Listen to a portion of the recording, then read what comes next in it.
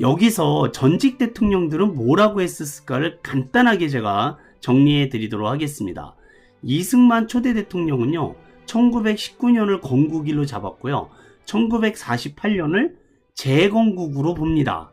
그 다음에 박정희 전 대통령은 1948년을 건국, 그 다음에 전두환 전 대통령, 노태우 전 대통령, 김영삼 전 대통령, 김대중 전 대통령, 노무현 전 대통령, 이명박, 박근혜 전 대통령까지 1948년을 건국일로 선포합니다. 그런데 마지막 문재인 전 대통령께서 갑자기 1919년을 건국일로 잡아가지고요.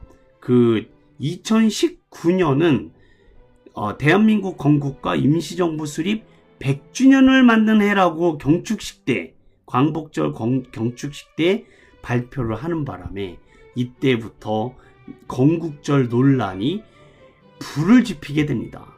그래서 그때부터요, 2024년까지 8월 15일만 되면 이 난리가 나고 있습니다, 지금. 자, 그러면 우리는 어떤 식으로 접근을 해야 되느냐? 여러분과 저의 입장입니다. 네. 남들이 이런 얘기를 할 때 우리는 어떤 입장을 취해야 되는지를 오늘 같이 연구해보고 결론을 내리도록 하겠습니다. 자, 민쌤의 잉글리시임에서 같이 공부하고 계시는 여러분과 저, 여기서 우리가요, 한 가지 정리하고 가셔야 될 게, 광복절이잖아요. 광복의 의미라는 것은요, 건국의 개념하고는 다릅니다. 광복은 빛을 되찾다 라는 뜻이고요, 일본으로부터의 해방, 주권을 되찾았다라는 의미입니다. 건국이라는 개념은 나라를 세운 날이죠. 그쵸? 자, 그래서 우선 광복과 해방이라는 영어 단어, 네, 아주 중요한 단어니까 이것도 알고 계셔야 돼요. Liberation을 쓰시고 읽어볼까요? Liberation, Liberation, Liberation. 이게 광복이라는 뜻과 해방이라는 뜻을 같이 갖고 있습니다. 이날은 우리나라가요, 주권을 되찾았다라는 날인데, 주권과 통치권, 굉장히 중요한 단어인데 어려워요. sovereignty를 쓰시고요. 자, 읽어보겠습니다. sovereignty, sovereignty. 중간에 G를 제가 까맣게 칠해놨죠? 네, 이게 묵음이라는 뜻입니다. 써놓기만 하고 읽으시면 안 돼요. 다시 sovereignty, sovereignty, sovereignty. 네, reignty라는 발음이 빠르게 발음이 되면 sovereignty, sovereignty 이렇게 린 발음이 난다라는 것도 참고해 주시면 되겠습니다. 주권과 통치권, 한 국가에서 이 권력이야말로 얼마나 중요한 건지 가장 중요한 권력이라고 볼 수가 있죠. 이 주권과 통치권이라는 개념은 대내적인 개념이 아니라 대외적인 개념입니다. 다른 나라들에 대해서 우리나라가 권력을, 주권과 통치권을 가지고 왔다. 네, 광복절이 그런 의미다 라는 뜻이 되겠습니다. 자, 그렇다면요, 광복절을 영어로 아까 뭐라고 한다고 했죠? 네, Independence Day라고 했었어요. Independent Day라고 했는데, 자, 이렇게도 얘기하실 수 있고요. 제가 광복과 해방이라는 영어 단어를 Liberation이라고 그랬어요. 그러면 Liberation Day라고 하셔도 광복절의 영어 표현이 되겠다. 두 가지 표현을 알고 계시면 됩니다. Independent Day 그러면 독립한 날이라는 뜻이고요. Liberation Day 그러면 해방된 날이다 라는 뜻으로 번역하시면 더 정확하시겠습니다. 근데 퉁쳐서 광복절이라는 말로 번역하시면 더 훌륭하시겠습니다. 8월 15일 광복절이죠. 그쵸? 왼쪽에 흑백 사진을 봐주세요. 대한민국의 백성들, 국민들이 네, 그 해방과 자유, 광복의 기쁨을 맞이하고 있었던 그것만 생각하면 좋을 것 같습니다. 건국절도 제 생각에는요, 맞다라고 감히 말씀드리는 이유가 아카데믹한 해석이에요. 학문적인 접근을 하시는 게 가장 정답인 것 같습니다. 우리 입장에서 그렇다라는 거예요. 교과서적인 결론을 내리자면 건국절도 맞고요. 광복절도 맞다라고 하시는 게 아카데믹한, 학문적으로 접근한 결론의 이야기가 되겠습니다. 우리의 입장은 어떻게 표현하시느냐 하면은요, 무조건 물어보셔야 돼요.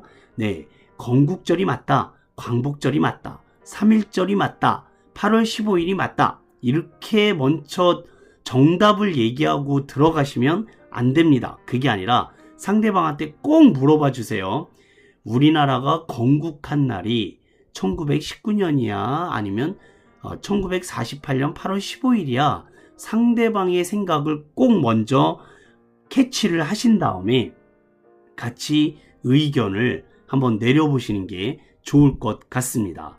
결론을 내리시면 쌈박질밖에 안 돼요. 그러니까 우리는 민쌤의 잉글리시 팀께서는 아카데믹한 접근을 꼭 해주시기를 간절히 부탁드리겠습니다.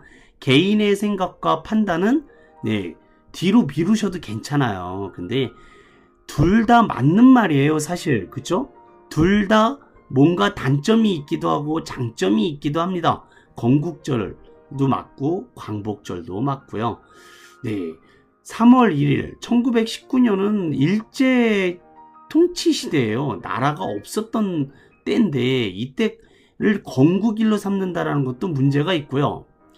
8월 15일을 건국일로 잡게 되면은 3월 1일의 정신이 또 없어지게 돼요. 그쵸? 3월 1일을 강조하자니 8월 15일이 그게 문제가 되고 8월 15일을 문제 삼자니 3월 1일이 또 문제가 되더라 이겁니다. 자, 그러니까 우리는 두 개가 다 맞다. 다 장단점이 있는 거죠. 그걸 다 기념하면 되는데 서로 맞다 틀리다 라고 싸우는 게 가장 큰 문제인 것 같습니다. 이게 뭡니까? 광복절을 두 개로 쪼개서 경축을 하다니요. 보통 문제가 아닙니다. 오호라 통제라. 참, 정말 안타까운 날이 아닐 수 없다라는 것. 그래서 오늘의 사자성어, 고사성어를 로 결론을 내릴까 합니다. 자, 따라 읽어보세요. 광복절과 건국일이 자꾸 싸우잖아요. 그러니까 이렇게 얘기하시면 됩니다. 지자 불언이요 언자 부지라. 아는 사람은요 말하지 않습니다. 말하는 사람은요 또 제대로 알지도 못해요. 무슨 뜻이냐?